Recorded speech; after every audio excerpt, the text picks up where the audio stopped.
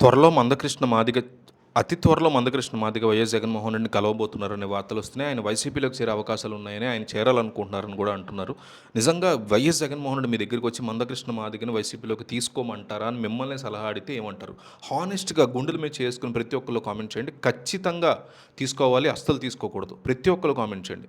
YS Jaganmohan Reddy మిమ్మల్ని నేరుగా వచ్చి సలహా అడిగితే ఏం చెప్తారు? ఖచ్చితంగా తీసుకోవాలి మందకృష్ణ మాదిగని వైసీపీలోకి, అస్సలు తీసుకోకూడదు.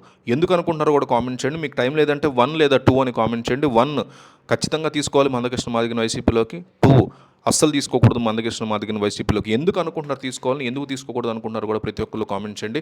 కుల వ్యవస్థ అనేటువంటి మహమ్మారి మీద సమాజాన్ని ఎన్నో ఏళ్ళుగా పట్టి పీడిస్తూనే ఉందని, మనం ఎప్పుడు భారతీయులు అని గర్వంగా చెప్పుకుంటాం, కానీ ఆచరణలో మాత్రం ఉన్నటువంటి కుల గోడలు మన మధ్య ఏ లెవెల్లో ఉన్నాయి అనేది మనవి విడదీస్తూనే ఉంటాయని రీసెంట్గా తన ప్రెస్ మీట్లో చెప్పారు మందకృష్ణ మాదిగ.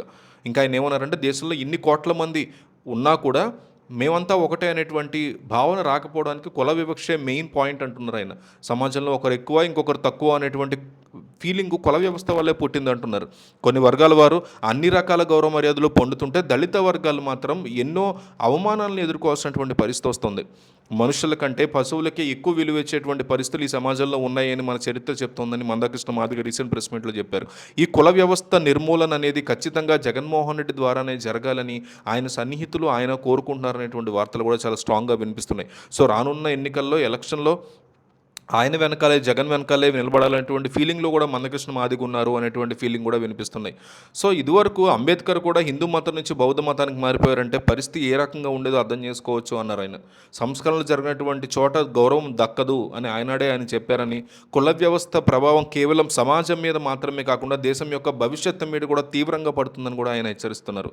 పూర్వం అఖండ భారత్ ఎంత విస్తరణలో ఉండేదో మనందరికీ తెలిసినటువంటి పరిస్థితి ఉంది.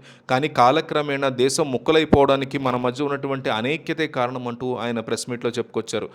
మనకున్నటువంటి కుల భేదాల వద్ద పలాయవారు మనల్ని ఏ రకంగా పాలించగలిగారు అనేది ఆయన ప్రెస్ మీట్లో వివరించారు. అలాగే త్వరలో ఆయన జగన్మోహన్ రెడ్డిని కలిసి రానున్నటువంటి ఎన్నికల్లో ఒక పొత్తుగా ఫామ్ అయ్యి కంప్లీట్గా ఆయన యొక్క సపోర్ట్ని, ఆయన పార్టీ లేకపోయినా కూడా కంప్లీట్గా ఆయన యొక్క సపోర్ట్ని వైఎస్ జగన్మోహన్ రెడ్డికి అందించి రానున్న ఎన్నికల్లో జగన్ యొక్క విజయానికి దోహదపడేలాగా ఆయన అడుగులు వేయబోతున్నారు అనేటువంటి పుకారు ఒకటి చాలా స్ట్రాంగ్గా వైరల్ అవుతుంది. త్వరలో వాళ్ళిద్దరూ కనుక కలిస్తే మాత్రం ఖచ్చితంగా వైఎస్ జగన్మోహన్ రెడ్డికి ఇప్పటికే స్ట్రాంగ్గా ఉన్నటువంటి ఎస్సీ ఎస్టీ ఓటు బ్యాంకు ఇంకా ఒక్కసారిగా గంపగత్తిగా పెరిగేటువంటి అవకాశం ఉంది.